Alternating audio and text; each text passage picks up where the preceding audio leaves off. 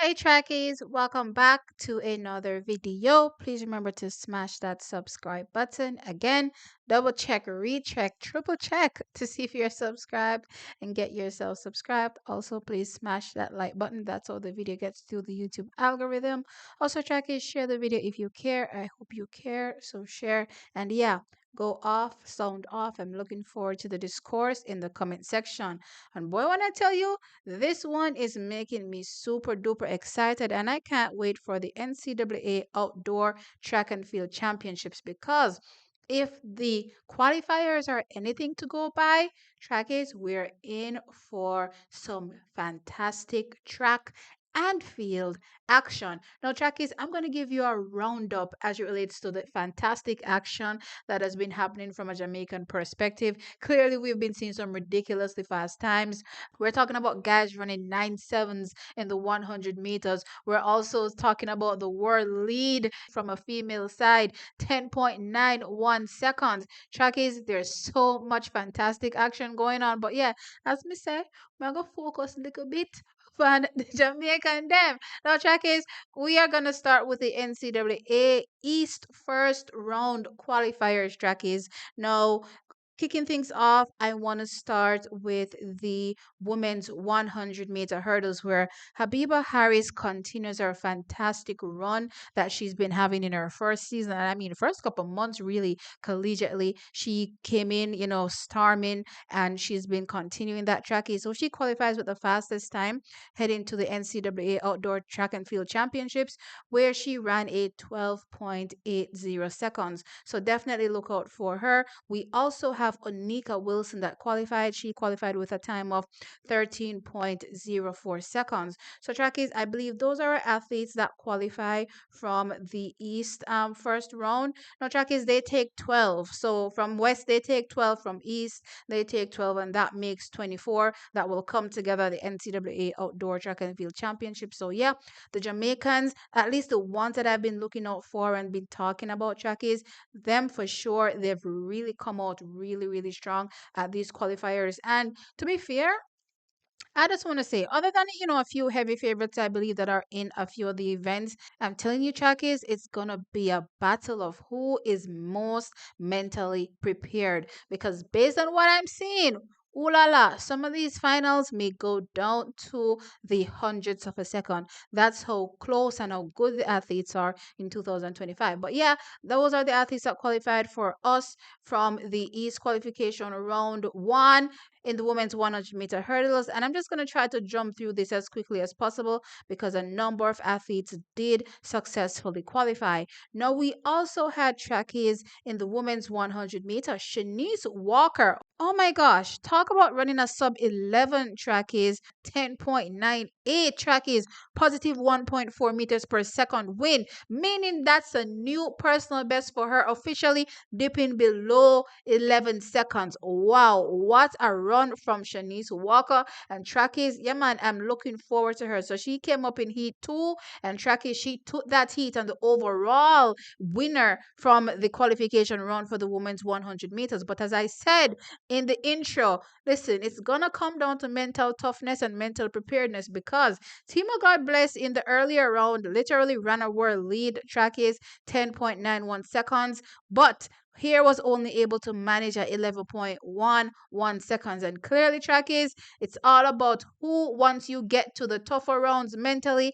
can manage to hold their nerve and execute their best race. And yeah, I believe it's going to be an amazing women's 100-meter race at the NCAA Outdoor Track and Field Championships. But you don't know how things go, trackies. We have a solid athlete in this women's race. We have a Shanice Walker, and we are carry our power at top. Now, moving on over from the women's 100 meters, want to jump into the women's 4, where Dejanay Oakley, yeah man, I've been talking about her since he went to Georgia. Oh my gosh, she has blossomed. I mean, she was blossoming when she was at Texas, but gosh dang it, she's gone over to Georgia and she's taking things up a notch. So we have her qualifying trackies with the second fastest time overall at 50.70 seconds, only behind her teammate Aaliyah Butler that ran at 50.68. And here these trackies, both of them were actually in separate heats. So Aaliyah Butler took heat one, running that 50.68, and Dejani Oakley came back in heat two and took that heat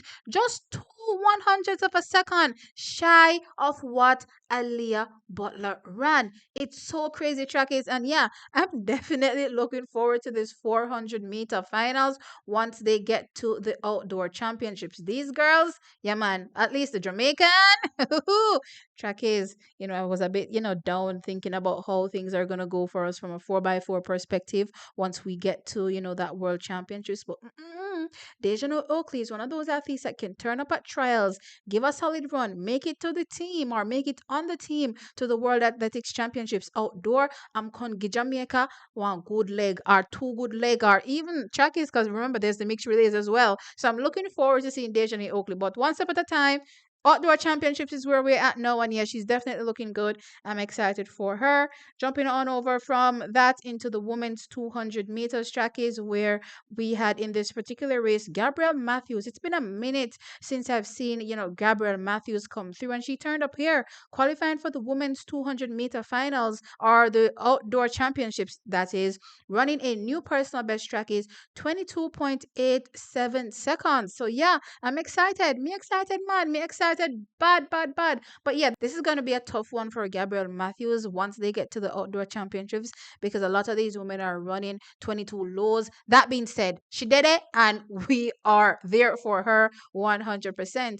Jumping on over from the 200 meters women over into the women's discus throw, where we had in this particular event Adrian Adams qualifying, where she threw a 55.09 meters to qualify, making her seventh overall in the ranking based on the distances thrown. So yeah, we're there again. We're strong in the track, or we're strong on the track, and we're also strong in the field. So I'm excited to see Adrian Adams qualify for the outdoor championships. Jumping over from that event to another field event track is where we have the triple jump, where we had Shante Foreman jumping a 14.01 meters. And get this, trackies, get this. Just clutch your invisible pearls. Just take your time and listen to me. Make sure you're seated. She jumped a 14.01 meters into a negative 2.0 meters per second wind. I was like, what now? Say what now, Mishante Foreman? Look here, track is ooh la la. I am so excited for Shante in this triple jump. It's finally coming together. I've been watching her over the years collegiately, and this year track is it look like say it is her time to shine. I'm absolutely excited. So a new PB for her, and yeah, we are gonna be bringing it at the outdoor championships. But she's not the only one representing us. We also have Makeda Linton, and she qualified fourth overall in this competition track is with a 13.25 meters, also a personal best for her. So yeah, man, track is we are killing it in the field. We are absolutely killing it in the field. Now jumping on over from the triple, I want to talk about the men's triple jump. So we were talking about the women's triple jump, over into the men's triple jump where we had Luke Brown qualifying with a 16.07 meters jump. Now that was the third farthest jump for the competition. So yeah, third place here, and yeah, qualifies for the outdoor championships. And I'm definitely looking forward to see him competing. Check is, even though I keep saying the same thing over and over again, I'm looking forward to the athletes competing. That's because I'm really excited about all of these athletes. And yeah, man, I'm definitely looking forward to every single one competing at the outdoor championships. It's been a minute since I feel like we've had so many athletes competing, and Chucky's may not even reach halfway through the amount of people who qualify. So I'm just saying it's been a minute since Jamaica has had this many athletes compete, and it's a nice blend, Chucky's, of field and track. I'm excited. definitely 100% excited. Now, jumping on over from the men's triple, I want to touch on the men's 110-meter hurdles, where we had Jaheim Stern taking up the 12th and final spot trackies with a 13.56 seconds qualification time. Now, he ran in heat one and he placed fourth.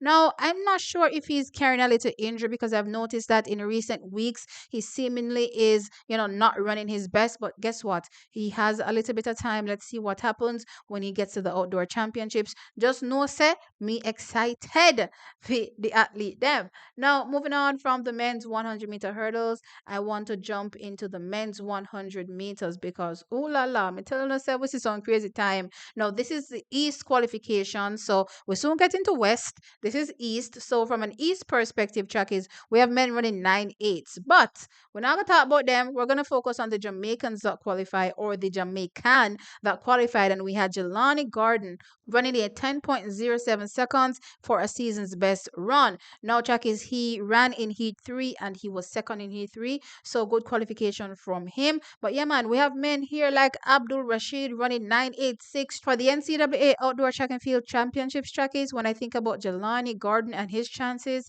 all I have to say is that he has a mighty mountain to climb because, as I said, we've seen 9.7s, and that's from West, and clearly from East qualifications, we're seeing 9.8. So crazy, crazy performances here from the men in the 100 meters. Jumping over into the 400 meters track is where we had Shamar Chambers qualify in the men's 400 meters, where he was 8th overall trackies and he clocked a time of 45.39 seconds. He was in Heat 3 and he actually won Heat 3. So good going from Shamar Chambers. And yeah, man, track is we have the 400-meter athletes coming through the quarter milers, Nagalet without the area when it comes to not only potentially competing individually, but also from a relay perspective. And I see a few people, I look down upon Jamaica when we talk about the relays, going forward. Like, we know in the conversation again, Jamaica, we need to pull up with socks because we can't have the people that I look down upon with. So, anyway, trackies, that being said, let's jump on over to West. So that was East. Those are all of the qualifications from East. As I said, there are a lot of athletes from a Jamaican perspective that qualified, and I'm excited for the future for track and field for Jamaica. Now from West, who qualified? Well, let's start with the women's 100-meter hurdles, where we had a couple athletes qualify here. Now, we had Marissa Simpson qualifying, where she ran at 12.90 seconds for fourth overall. She ran in Heat 3 and she was second there. And we also had Tonian Forbes, who was ninth overall trackies, and she ran a time of 13.11 seconds. She ran in Heat 1 and she was third there. So, two Jamaicans qualify from the women's 100 meters. Plus, you don't know, we have Habiba Harris over there as heavy, heavy favorite. So Jamaica goes in with a really, really strong set of athletes representing in the women's 100-meter hurdles. Now, jumping on over from the women's 100-meter hurdles to the women's 400 meters, where we had a few more athletes qualify trackies. We had Sequina Foot trackies, who was seventh overall, and she ran a 51.38 seconds. She ran in Heat 1. She was second there. And we also had Joanne Reed trackies, who ran a 51.65 seconds for ninth overall. She ran in Heat 2 and she was third.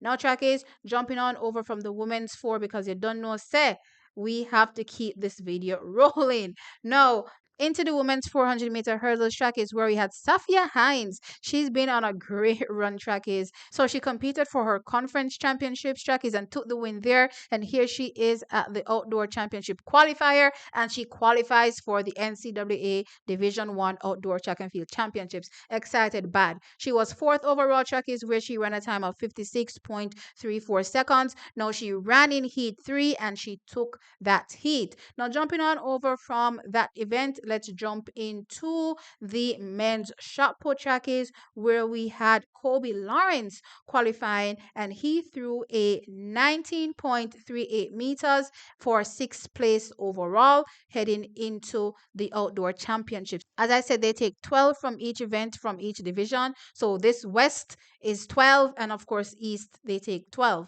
Let's jump on over into the women's long jump. Just a little side note track is I have been watching the women's long jump this season, and I don't think I can recall a year where I've seen so many athletes jump over 7 meters. I'm like, what going here, so 7 meter juice I give away? So how come none of the Jamaican them not get none of the 7 meter juice there?